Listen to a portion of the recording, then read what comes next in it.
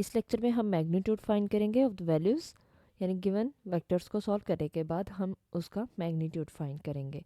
तो हमें कहा गया कि यू वेक्टर दिया गया है, एक वी वेक्टर और डब्ल्यू वेक्टर हमें गिवन है।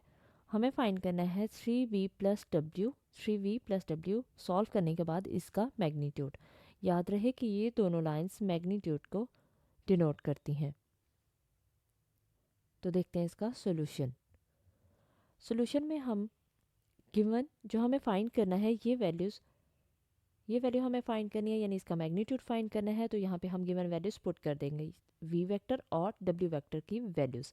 तो 3 इंटू वी वेक्टर क्या है 3i minus 2j plus 2k, और डब्ल्यू वेक्टर क्या है 5i minus j plus 3k। तो इसलिए हमने यहाँ पे डब्ल्यू की वैल्यू पुट कर दी। क्योंकि ब्रैकेट आ रही है तो हम ब्रैकेट को सॉल्व कर लेंगे।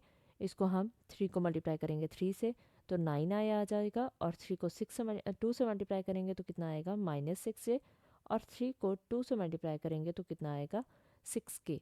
और ये वेक्टर उसी तरह से आ जाएगा क्योंकि इसमें कोई भी ब्रैकेट नहीं थी। अब ये हमने ब्रैकेट को सॉल्व कर लिया। इसके बाद हम आई जे और के की वैल्यूज़ को सॉल्व कर लेते हैं। तो यहाँ पे देखें कि आई की वैल्यू कौन कौन सी है 9i प्लस 5i, तो कितना हो जाएगा ये 14i। और इसी तरह से -6j माइनस जे, तो माइनस माइनस प्लस होता है लेकिन साइन माइनस ही लगाते हैं, तो -7j हो जाएगा। 6k और 3k, ये हमने 9k लिख दिया। ये हमने वेक्टर्स को सॉल्व कर लिया। अब हम इसका मैग्नीट्यूड ले लेते हैं।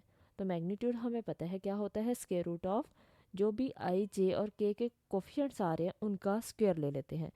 तो आई का कोफिशिएंट 14, इसका स्क्वायर आ गया, जे का कोफिशिएंट -7, इसका स्क्वायर, और के का कोफिशिएंट 9, तो इसका भी स्क्वायर। याद रहे कि अगर माइनस साइन आ रहा हो तो हम माइनस साइन कोफिशिएंट्स के साथ लगाते हैं।